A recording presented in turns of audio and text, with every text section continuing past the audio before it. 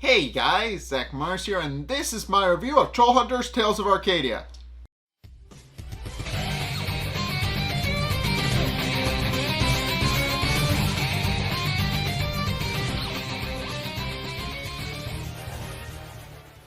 Okay, so this is I want to say second season, but technically it's not the second season, it's the second half of the first season because of reasons previously explained. Essentially they just merged the first two seasons together. So we're in the second half of the first season now, and it opens up a new story arc, and that's essentially what it's for. But in any case, this is the season where Claire finally goes to Trollmarket for the first time. This is the episode where she finally does that, and this is kind of the episode where they start scheming ways to, get Enrique out of the Darklands, because since obviously he's stuck in there, and it's a bit more nuanced than just go in and save him, because, for reasons that are explained in the episode, they can't really just go in and save him. But, also, in this episode, Strickler is MIA because he's off doing a thing. We'll get to that in a minute, because it is revealed what he's doing at the end of the episode. But, in case, the episode opens up with Toby running through the streets, and he's clearly running from something. We don't know what he's running from initially, but we do know that he's running from something. But in case we then proceed to kind of sort of see what's chasing him. But then Toby kind of leads it to where Jim is, and Jim eventually shows up, and it's revealed that he and Blinky have finally finished that Vespa, or sort of. For the most part, there are some issues that are currently trying to be worked out, but they did in fact make Jim's Vespa, which is a cute little thing in character development. They did that off screen, which is cute, but. Yeah, and we do find out that there is a reason for it being off screen, because we find out it's been a month since in between this episode and the last one, so it has been a while. But in case Toby gets on the back of Jim's Vespa and they proceed to drive off and proceed to lead it exactly where Jim and where Blinky and Arg are waiting, and of course they wonder if they got the thing that they need. And of course, they point out that they did, but also points out then Blinky finally gets a good look at the monster, as do we, and we quickly find out that Blinky points out that Jim misidentified the monster. It's revealed to actually be Helhiti, which is just a mite different than I forget the monster that Jim was calling it, but Jim points out that he was pretty confident that it was a different monster because it came out of a rock, and points out that there aren't, and asks Blinky how many monsters could possibly come out of a rock. And we also find out in this time that Toby tried to bring it in and for show and tell because he bought it off a monster catcher person. He bought it off a monster catching troll, and that's where the monster came from. Toby accidentally set it loose. But of course, Blinky then proceeds to correct Jim, pointing out that there are actually 13 different monsters that come out of rocks. And of course, we've met the whole. We've already met. Of course, the Helhiti is one of those, but we've also met it with the Astra Monstrum, which of course also comes out of a rock. And then there's another 11 that we haven't met. So, that's an established thing. But of course, there is in fact a bit of logic behind what Blinky is saying. But of course, Arg very much wants to smash it, but Blinky keeps telling him not to.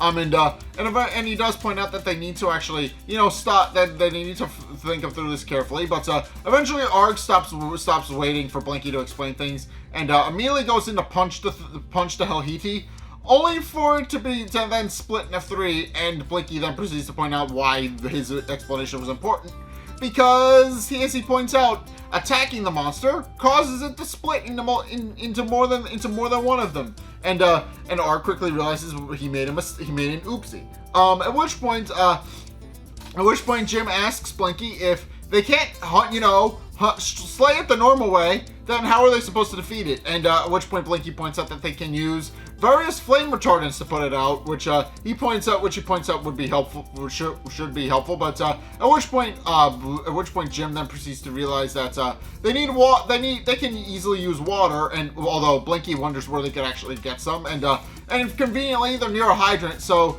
Jim gets the brilliant idea to, well, mainly first and foremost, he gets the brilliant idea that they can just bop open the hydrant and, you know, spray it, spray the Hellheaties with water, and he then asks Ark for assistance, who then proceeds to flip him over the Hellheaties, and in midair, Jim proceeds to summon his armor and then cuts the top off of the hydrant and uses the gushing water to, you know, put them out with his sword. So the Hellheaties are ultimately destroyed. One of them tries to back off, but then gets a little bit overzealous and tries to attack him again anyway, and he gets sprayed. And at which point, they're pretty sad. Jim is pretty satisfied about how good a job they've done, and of course Blinky then proceeds to tell him that that's another valiant victory for the Trollhunter. But of course Jim points out it's Trollhunters, and that it's a team effort, and that he doesn't want to take all the credit.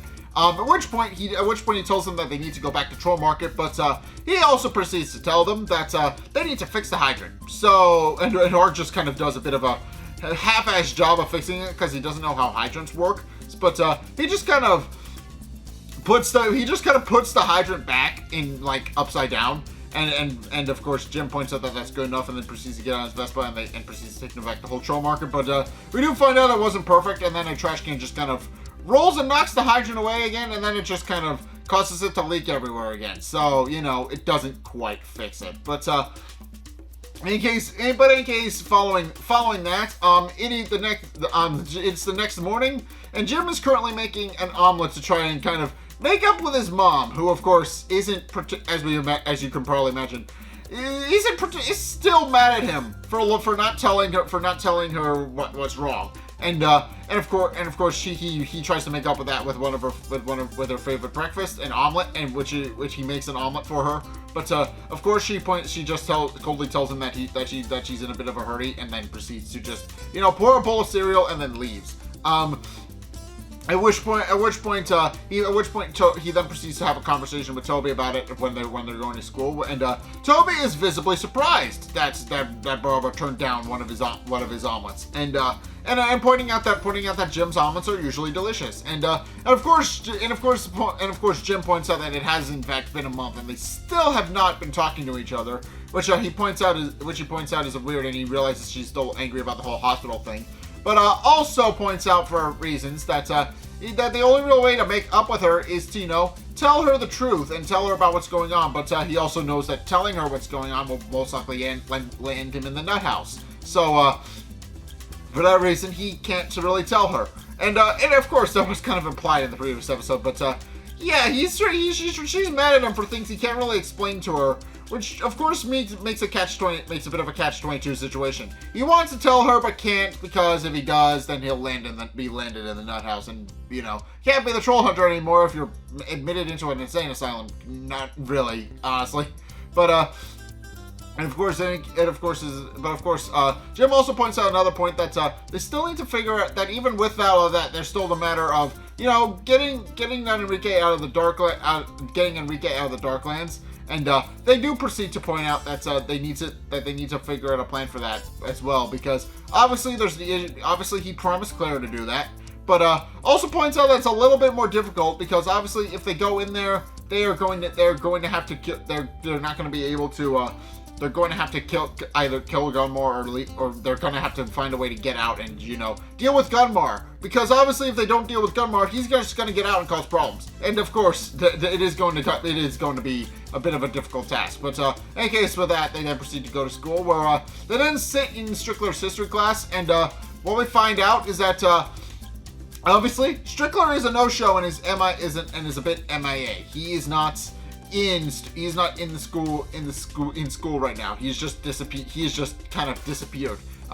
But of course nobody really knows. Of course nobody really knows what happens to him.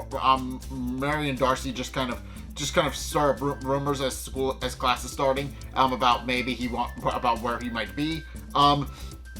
And of course, they have a bit of a conversation about that. But of course, meanwhile, as everybody's settling into class, Claire then proceeds to pull up in front of Jim, and they then proceed to discuss the bit of their game plan about how obviously she's ready to go in and get Enrique out of the Darklands. And of course Jim also points out that she's helping keep secrets about it, and of course Claire is obviously visibly excited to do it, but and mainly because she points out that not Enrique, despite wearing a diaper, knows how to use the toilet. So she points out that he keeps making her change his diaper. Even though he knows how to use the toilet and doesn't need a diaper, he just chooses to use one, which is gross. But of course, Jim points out that he understands the problem. But he also proceeds to point out that it's not simple. That's no simple matter of walking in and saving her brother. Pointing out the very obvious problem that it's a very difficult and nuanced thing. He points out obviously that they just fought a massive battle to close Killahead Bridge. And of course that means Trollkind is going to be very reluctant to, open the bridge again. Of course they're going to be very visibly upset. And of course Claire is upset with Jim because she thinks that he's going back on his word, but when he points out that's not at all, but he's just pointing out that there's a couple little wrinkles that are going to make it difficult to get her brother out. So for that reason, he then proceeds. For that reason, he points out that he's not saying that he's not going to save her brother. He's just saying that's not now. So they need to work out some things. But also points out that then in the meantime, he is going to point out that in the meantime he is going to bring her to Trollmarket.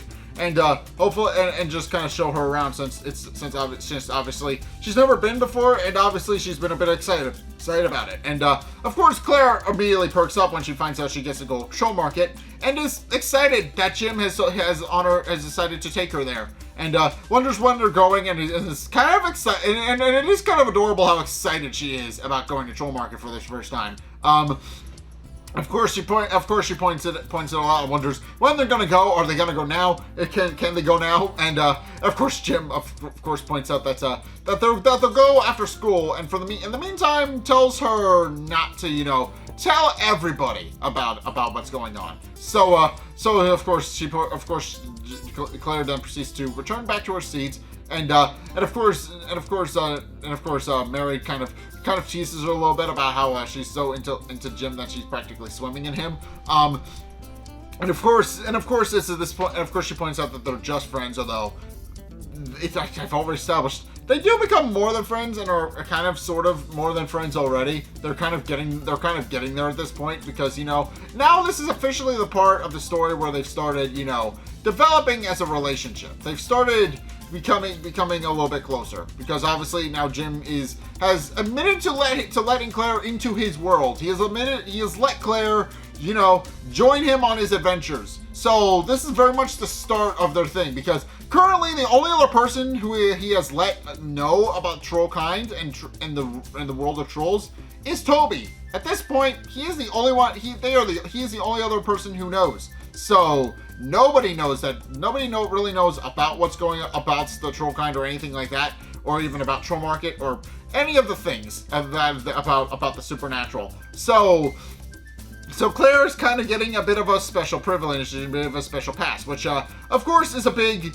deal. It is a big deal, and that is kind of where the relationship kind of starts, because obviously Jim has brought her into his world. But of course, it's at this point where Coach Lawrence proceeds to walk in, and of course it's also revealed that he's currently subbing in for Strickler, who is a no-show, but also points out that he's wondering what happens in the 1990s because he doesn't remember, because it was a hell of a year. At which point Steve throws an eraser at him, and so this point where Jim then proceeds to leave school, and I should mention this is the episode where Steve finally gets his tooth fixed. That was a thing that had been a thread throughout the first half of Trollhunters. He had, his tooth had been broken for the longest time because Jim knocked it out in like the second or third episode. So yeah, it had been quite a while since we've heard Steve. So from this point forward, Steve talks normally because now he no longer has a distinct whistle because they fixed his tooth. But of course, Jim jokes about how they fixed his tooth, but also points out that they couldn't fix Steve's face, and Steve gets upset. Steve is visibly frustrated with Jim. And then proceeds to tell him that, he'll get what's coming to him once they're alone, and the very obvious reason is that Jim knocked out his tooth, but also doesn't like Steve very much. And of course, the relationship does get better slowly but surely. It does get better, but it is a slow process because it takes quite a while for Steve to get to that point.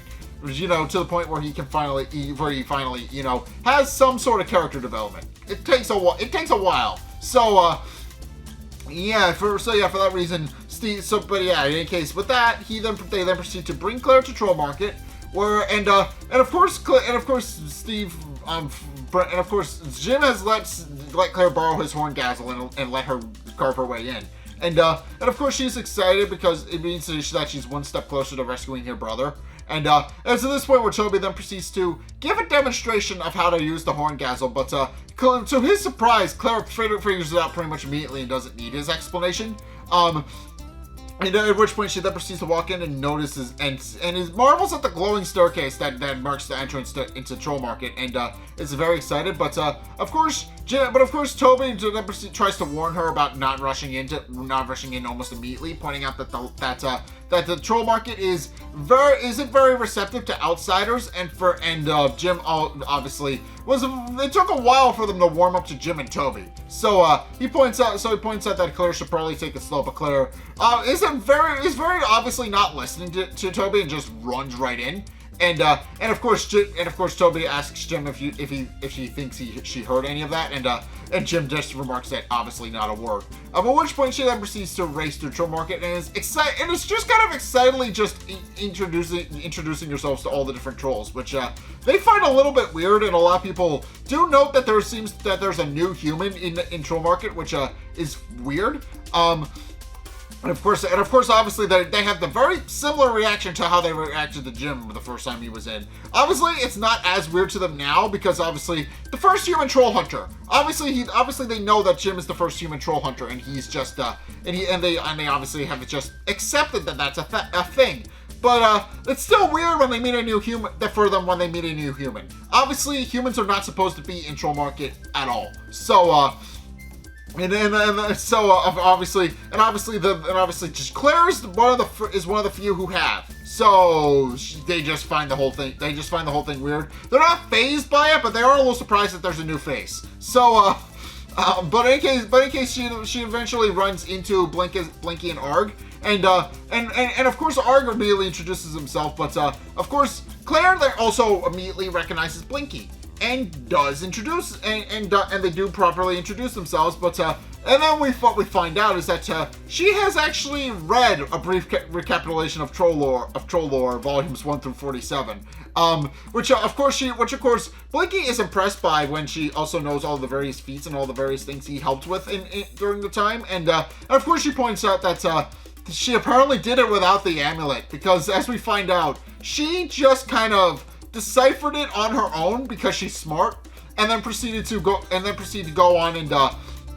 just kind of logic out the whole thing, where she just kind of, oh, this is A, this is B, this is C, and then just went from there and learned how to read the entirety of the book, which of course makes Blinky very happy, and he proceeds to lift her into his arms and proceeds to excitedly twirl her around because she's excited that she read the book. But and she then proceeds to point out.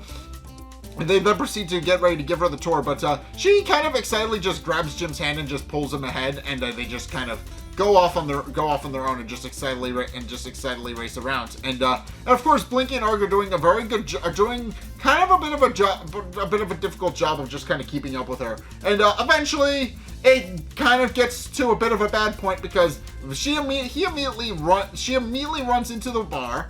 and immediately introduces herself to Vendel, which, of course, Vendel is a little taken aback by the fact that there's another human there, and of course she introduces herself and points out that it's an honor to be the first female human in Heartstone Trollmarket. It does indeed offer to shake his hand, but of course he then proceeds to just completely blow her off, and then proceeds to yell at Arg and Blinky for letting yet another human into Trollmarket, and of course she points out, and of course Blinky points out that they let Jim into Trollmarket, but Vendel points out that was different, and that obviously they had no choice but to let Jim into Trollmarket because he's the Trollhunter. And then they also pointed out that they let Toby tag along for moral support, but he calls him the fat one, which of course upsets Toby.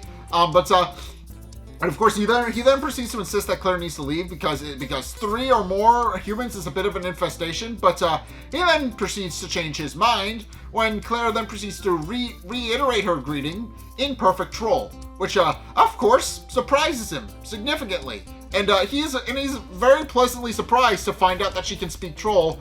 And at which point he then proceeds to welcome her with open arms and admits that he sorely misjudged her.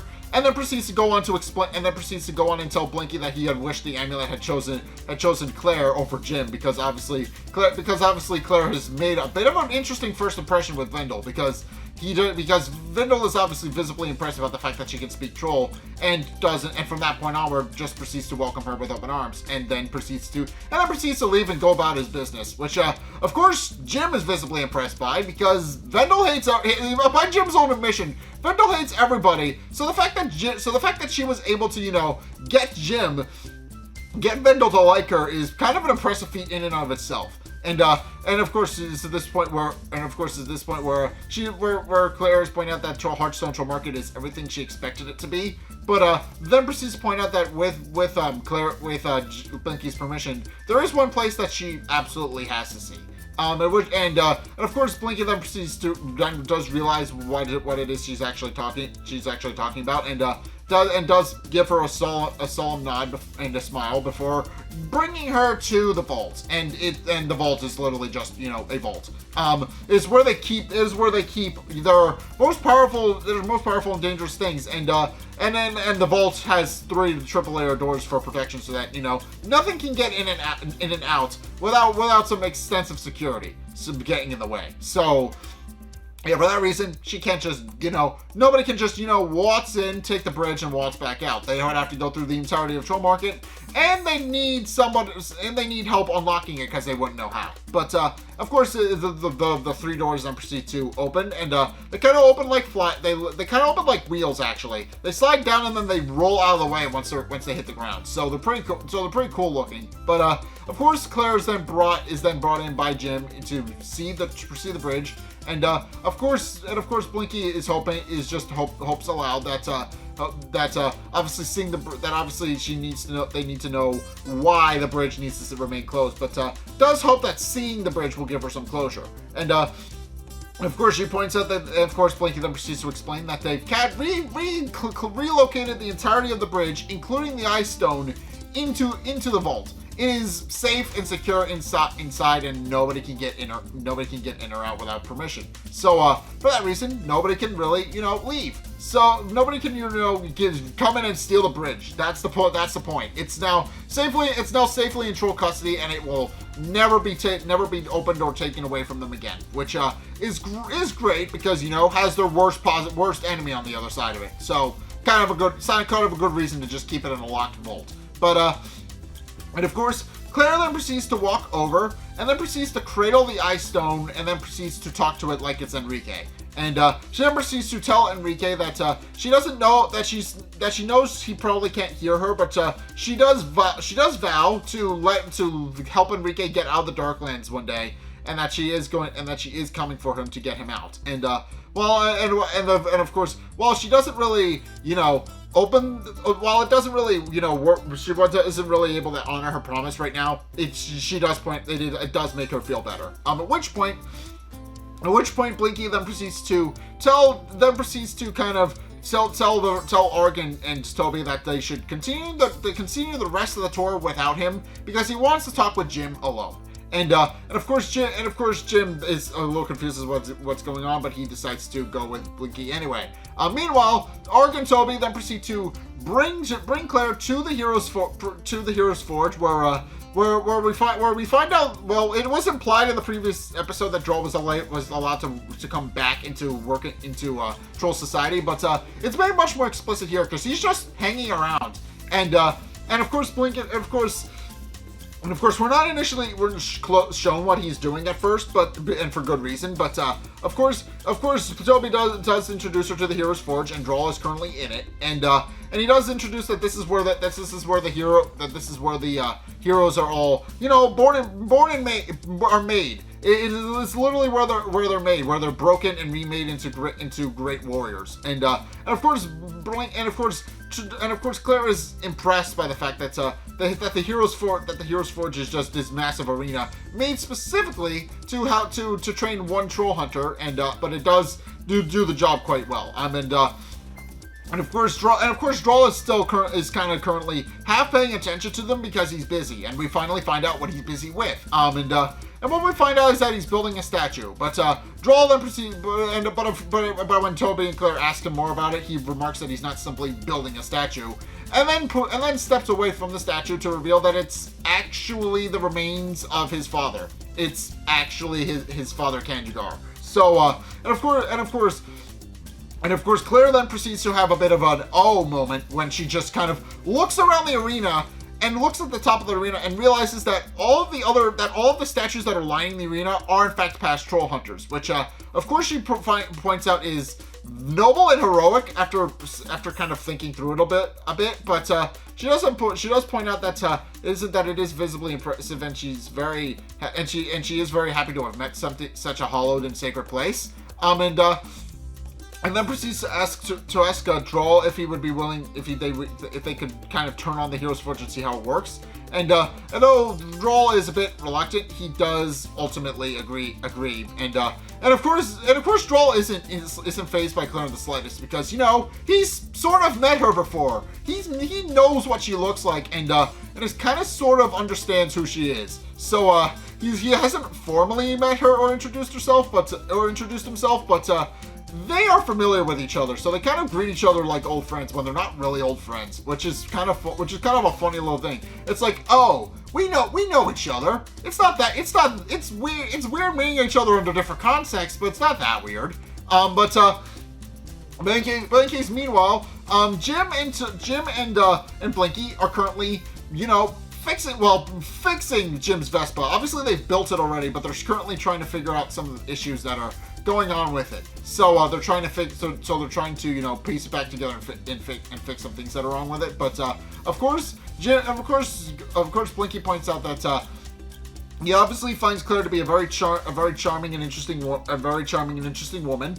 But also tells Jim that he needs to be a bit more careful. Of course, Blinky is, and of course, Jim is a little confused as to why Blinky is talking the way that he is, because he obviously thinks that he would like Claire, but he does point out that he likes her a whole bunch, but he's also worried about what Claire being in Trollmarket will do to Jim, because as he points out, he's noticed that Jim is very head over heels in love with Claire, and Jim hasn't absolutely denied that. So he does point that out. But of course he points out that although Jim's mind may understand that they can't open Kill-Ahead Bridge, Jim's heart will most likely lead him in a different direction. But does tell him that when the time comes, they will open Kill-Ahead Bridge and answer the call. And of course Jim points out that he knows they're supposed to answer the call, but is then confused when he realizes that Blinky specifically specified we.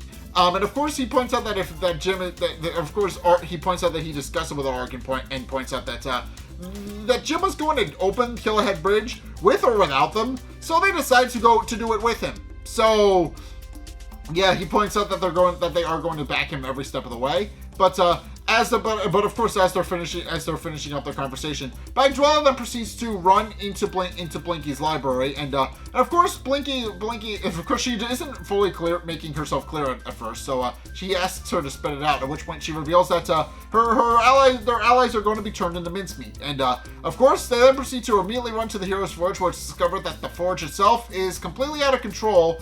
And Arg and Troll are currently struggling to shut it off. They have no idea what to do, and of course, the fact that Droll has a broken arm now is adding to that. So, and of course, to make matters worse, Toby and Claire are currently, stuck on the Hero's Forge as the platforms are moving.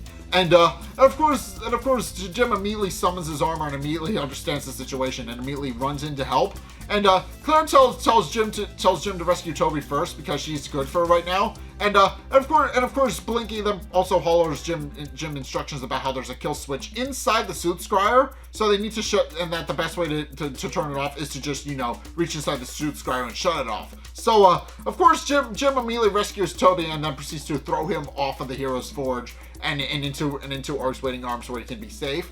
And of course, he then proceeds to climb up onto the. And of course, it's at this point where he then proceeds to climb up on the rest of the way to the suit scryer. But it's at this point where the platform where Claire is on starts rotating with her on it, and she quickly realizes she's kind of run out of time to be rescued. So she tells Jim to hurry, and she tries to cling onto the platform herself, so she doesn't slide off. And Jim is able to eventually get to the suit scryer and shut it off just before Claire falls in. So the platform winds up rotating back to its usual position and saving her.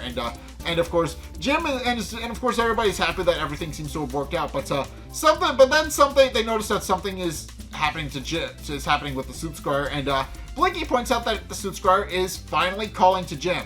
And of course, as Jim then proceeds to be pulled into the suit scryer and disappears. And of course, Claire and Toby are freaking out because they have no idea what's going on. And Arg just kind of adds that there is no Jim, which of course confuses them. They're pointing out that there was definitely a Jim. And it's at this point where Blinky proceeds to explain. He has been summoned.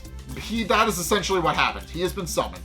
And of course, they ask him where he's been summoned to, at which point Jim is pulled into a world that looks almost exactly like the Hero's Forge, except not. And of course, we don't really understand what's going on, but Jim proceeds to hear multiple voices talking to him. He doesn't fully understand what he's seeing or hearing at first, because he obviously does. It's very confused because he's not really entirely sure where he is. But of course, the multiple voices then proceed to wonder about Jim's merit and about his skill. With a familiar face appears and asks him if he's worthy.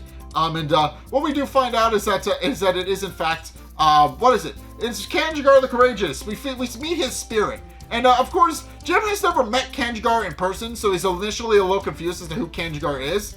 And it isn't until Kanjigar manages to disarm him and take his sort of daylight away from him that Jim finally realizes that they're Trollhunters, because he realizes that only a Trollhunter can wield daylight. And of course, Kanjigar does proceed to clarify that they are in fact Trollhunters, and then proceeds to explain where he is. He explains that they're in the Void, which is described as a dimension between worlds where spirits reside, and specifically, the suit scryer enables a connection to the Void enables the current Trollhunter to be with past Trollhunters and receive counsel. And he explains that is exactly where he is right now, to receive counsel from the other Trollhunters. And of course, Jim initially thinks that he's dead because the suit scryer killed him, but he then proceeds to point out that he's not dead and that he's still in the Forge and that he'll be returned to the Forge after their meeting.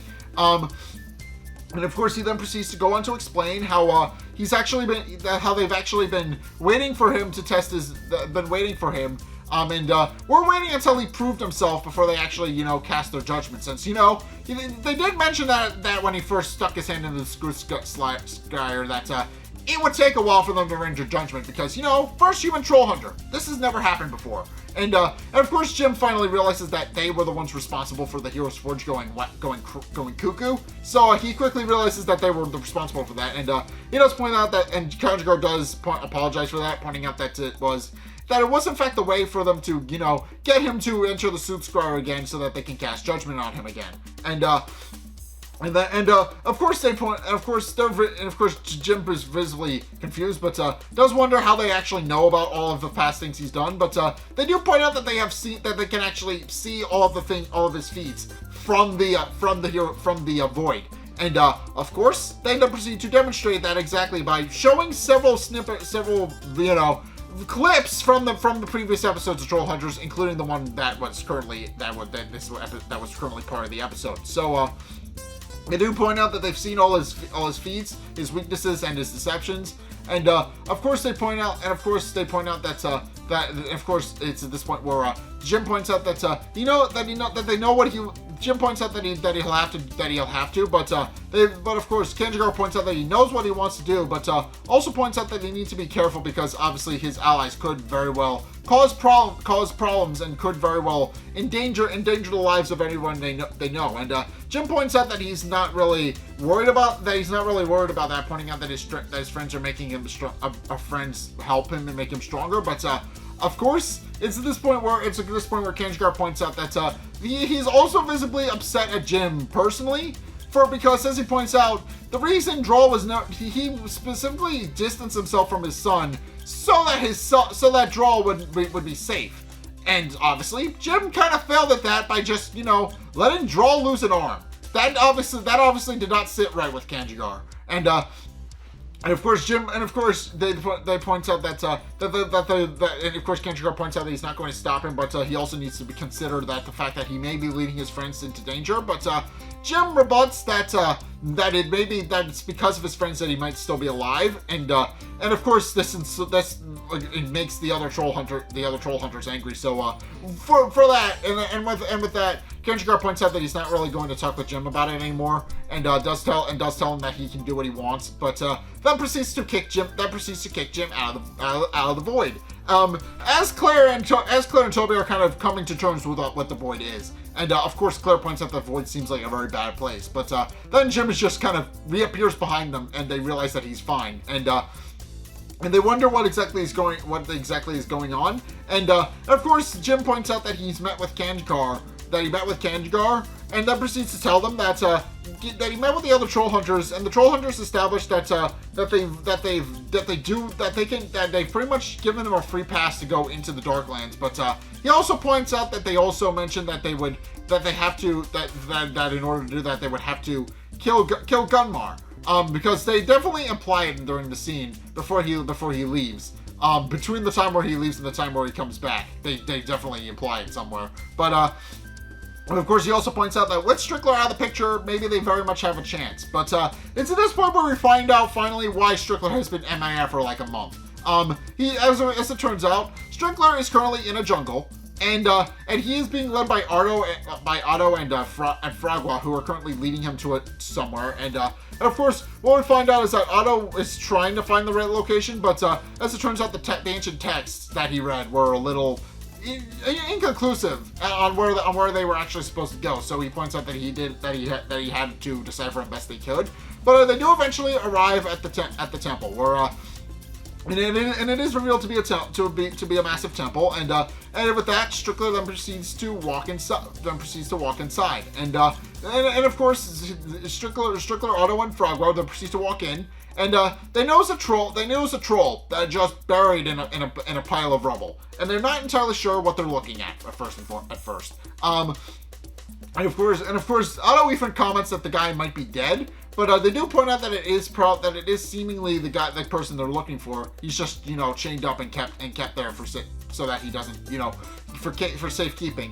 And of course they then proceed to, and of course it's at this point where Strickler proceeds to walk over to a switch that's on the wall, but before he does, he puts on a ring called the Infernocopula, which of course we don't fully understand what it does at first, but that gets cleared up pretty much immediately when Strickler then proceeds to pull the lever and release the chains from the wall. And And of course, they initially don't fully understand what exactly it is they're looking at. They don't fully understand that that the person they're looking at may or may not be dead. So they send Frogwa to go check, and of course, Frogwa kind of just pokes at it because it's not entirely sure either.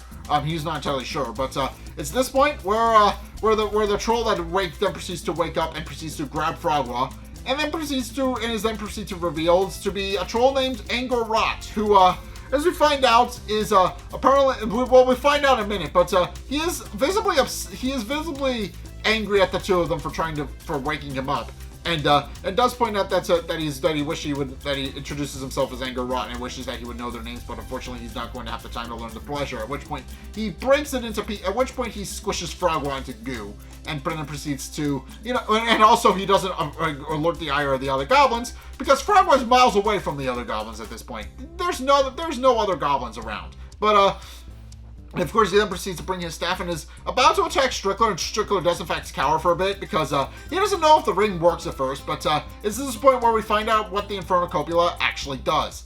Of course Angor Rot tries to attack Strickler, and he can't, because as it turns out the Infernocopula is directly bound to Angor Rot and is revealed to be part of him. And of course we find out that the Infernocopula puts Angor Rot under the wearer's power, meaning he can't directly attack Strickler. Of course Strickler, when he finally realizes that the ring does in fact work as intended, then proceeds to tell Angor Rot that he has slaughtered thousands and is a force of chaos, and does point out that he's going to be perfect for the job they need him to do at hand, and does point out that now that they have him, that now he belongs to Strickler. And that is where the episode ends. So yeah, this season introduces Angor Rot.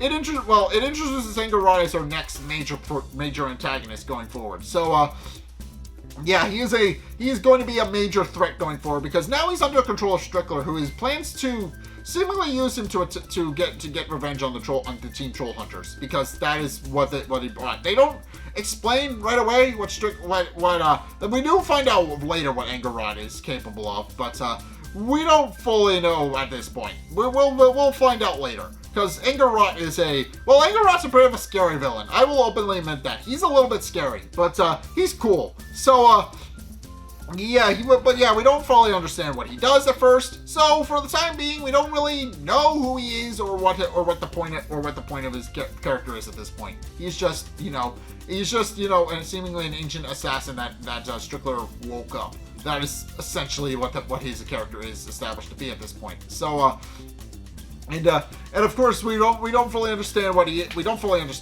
but we do know that he's probably going to be a major character going forward. So that's what happens during this season. Angor Rot is just one of the main antagonists of the series for this part of the story. So it is a pretty important part of this. He is pretty important. It is honestly going to be a little bit of a scary villain, but this episode does set up a lot of what the arc for the next series is. Obviously, the dealing with Angor Rot, that's going to be a thing that's going to come up, but and then also Strickler has kind of established himself that he's going to continue to be a villain. So but since obviously he kind of made tracks and ran away, and is now going to plan to use Angor Rot to kind of make Jim's life a living hell, because obviously he's got Angor Rot now, and Angor Rot is kind of a living weapon essentially. But we will find out a bit about that. But also there is the storyline about how they're going to have to go into the Darklands and save Enrique, because now Claire is a major character as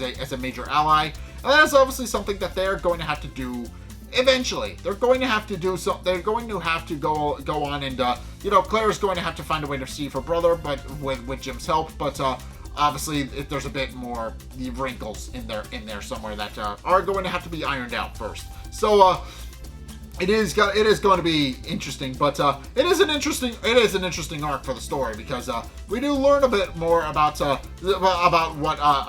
amulet because of this. So we will find out the next part of the arc of the story, and we do find out a bit more of this. But for the time being, that is going to do it for my review of Trollhunters. What you guys think? Let's get a discussion going in the comment section down below, or over on my Discord server, link in the description. In any case, thank you guys so much for watching. If you enjoyed, be sure to like, comment, and subscribe. Also, be sure to follow me on Twitter in the description below. Be sure to check out my Patreon in the description below as well. It's only a couple bucks a month. It does really help me out. And you guys get access to a bunch of cool perks that are my way of saying thanks, so be sure to check those out. Also, be sure to check out my Twitch. I stream, well, when I can, but I stream Saturdays, usually stream Saturdays and Sundays, so please go check those out. Again, link to my Twitch is down in the description. But also, go and check out my, and obviously I've already mentioned, go check out my Discord, so, but just bears repeating, go check it out. Also, finally, if you want to see more content from me, then be sure to check out the videos linked in the end screen. The top video is the most recent video. It may or may not be this video. Whereas the bottom video is video recommended to you based on what you've already seen from me. So if you want to try something new or see more of what you like, then be sure to check both of those videos out. But in any case, thank you guys so much for watching. And until next time, I will see you guys in the next video. Peace!